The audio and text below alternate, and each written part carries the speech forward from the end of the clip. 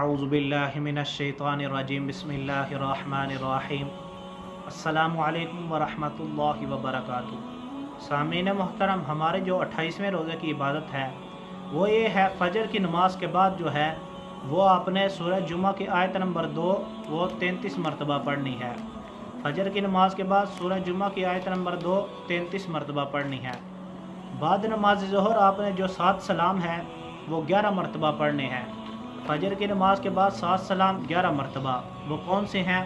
سلام قولا من رب الرحیم، سلام علی نوح فی العالمین، سلام علی ابراہیم، سلام علی موسیٰ و ہارون، سلام علی الیاسین، سلام علیکم طبتم فادخلوہا خالدین، سلام ہی حتی مطلع الفجر۔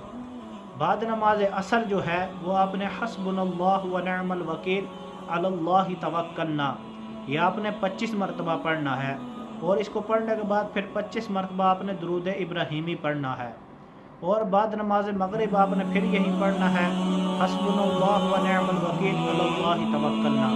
یہ 25 مرتبہ پڑھنے کے بعد آپ نے درود شریف جو ہے وہ 25 مرتبہ پڑھنا ہے۔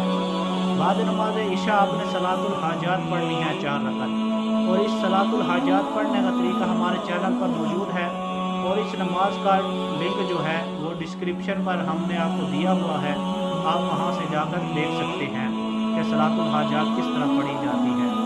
تو یہ تو تھا 28ویں روزے کی عبادت۔ اللہ پاک سے دعا ہے اللہ پاک ہمیں رمضان المبارک کے اندر زیادہ سے زیادہ عبادات کرنے کی توفیق عطا فرمائے۔ وآخر دعوانا ان الحمد للہ رب العالمین۔